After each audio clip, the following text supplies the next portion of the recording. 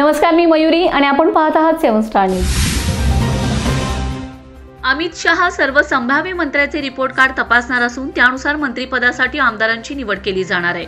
नेमके काय आहेत निकष पहा। महायुतीच्या सत्ता स्थापनेसाठी 5 डिसेंबरचा मुहूर्त ठरलाय। अद्याप मुख्यमंत्री पदाचा चेहरा जाहीर झाला नसला तरी देवेंद्र फडणवीसांचं नाव जवळपास निश्चित मानलं जातंय। त्याआधीच मंत्रिपदासाठीही लॉबिंग सुरू झालंय। मात्र इच्छुकांना केंद्रीय गृहमंत्री अमित शहांच्या कसोटीला सामोरे जावे लागेल। शहांनी मंत्रिपदासाठी इच्छुक आमदारांचे रिपोर्ट कार्ड मागवले अशी माहिती विश्वसनीय सूत्रांनी दिली। यासाठी काय निकष ठरवण्यात आले पाहूयात। वादग्रस्त नसलेल्या चेहऱ्यांना मंत्रिमंडळात संधी, आमदारांची कार्यक्षमता, वर्तणूक आणि इतिहास विचारात घेणार, लोकसभा निवडणुकीवेळची मतदारसंघातील कामगिरी, मताधिक्य आणि आमदारांबाबतचं जनमतही विचारात घेणार। केंद्रीय नेतृत्व तसंच फडणवीस, शिंदे आणि अजित पवार मेरिटवर मंत्रिपद देणार। जुने चेहरे टाळणार, कार्यक्षमतेच्या जोरावर नव्या चेहऱ्यांना संधी देणार। खाते वाटप आणि पालकमंत्रीपदाचा निर्णय सुद्धा याच मुद्द्यावर होणार।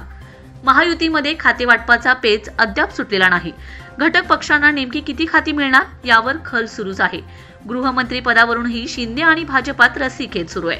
अशातच मंत्रिपदासाठीचे निकष महायुतीतील टेन्शन अधिक वाढवणार की यातून भ्रष्टाचारमुक्त नव्या दमाचं नवं सरकार राज्यात येणार याकडे सर्वांचं लक्ष लागून राहिले। लक्ष्मण पाटील, 7 स्टार न्यूज, विटा।